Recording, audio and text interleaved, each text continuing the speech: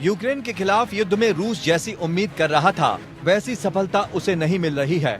कई क्षेत्रों में रूसी फौजों को मुंह की खानी पड़ी।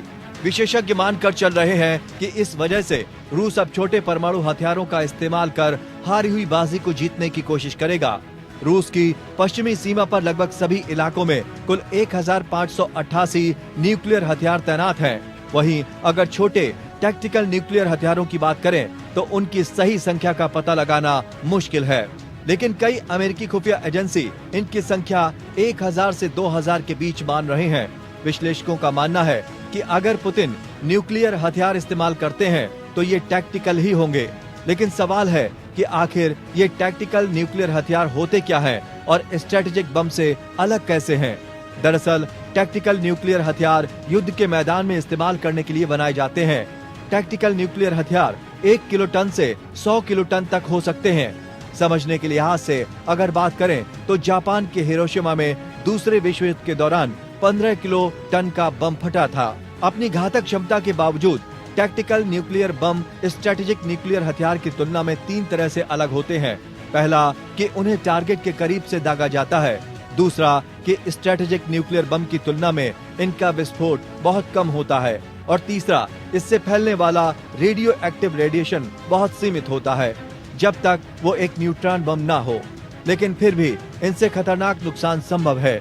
हिरोशिमा पर गिराए गए अमेरिका के न्यूक्लियर बम के बराबर अगर टैक्टिकल न्यूक्लियर हथियार दागा गया तो लगभग 200 मीटर की परिधि वाला एक आग का गोला बनेगा। इस बम के फटते ही 1.6 किलोमीटर के दायरे में आने वाली हर चीज जल जाएगी। धमाके के बाद 350 मीटर प्रति सेकंड की रफ्तार से विनाशकारी शॉक वेव निकलेगी। इसके बाद रेडियो एक्टिव कचरा आसमान से बरसेगा, जो बड़े पैमाने पर हवा, मिट्टी और पानी को दूषित कर देगा। ये कुछ उसी तरह का होगा जैसा 1986 में यूक्रेन के चेरनोबिल में न्यूक्लियर रिएक्टर की त्रासदी के बाद हुआ था। टैक्टिकल न्यूक्लियर हथियारों का आकार स्ट्रेटेजिक हथियारों से कम होता है। इन्हें जेट, युद्धपोत, पनडुब्बी और क्रूज मिसाइल से फायर किया जा सकता है।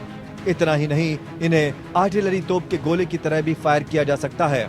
टैक्टिकल न्यूक्लियर हथियार के इस्तेमाल के पीछे नुकसान को कम करना ही लक्ष्य है, क्योंकि रणनीतिक परमाणु हथियार इतने ज्यादा ताकतवर होते हैं कि वो पूरे शहर, यहाँ तक कि पूरी सभ्यता को मिटा सकते हैं। रणनीति परमाणु हथियार युद्ध खत्म करने की जगह पूरी दुनिया में करो या मरो की स्थिति पैदा कर देंगे, जिससे इंसानियत का खात्मा भी हो सकता है। लेकिन अगर रूस स्ट्रेटेजिक न्यूक्लियर हथियार का इस्तेमाल करता है तो इससे यूक्रेन तो पीछे ही होगा, नाटो को भी इस युद्ध से दूर रहने का संदेश होगा। रूस के परमाणु हथियार के इस्तेमाल को लेकर विशेषज्ञ मानते हैं कि हार की स्थिति में पुतिन कुछ भी कर सकते हैं। पुतिन अगर ऐसा करते हैं तो संभव है कि रूस पर यूक्रेन हमला तेज कर दे, लेकिन ये न्यूक्लियर हमले की तुलना में कुछ नहीं होगा। Bureau report.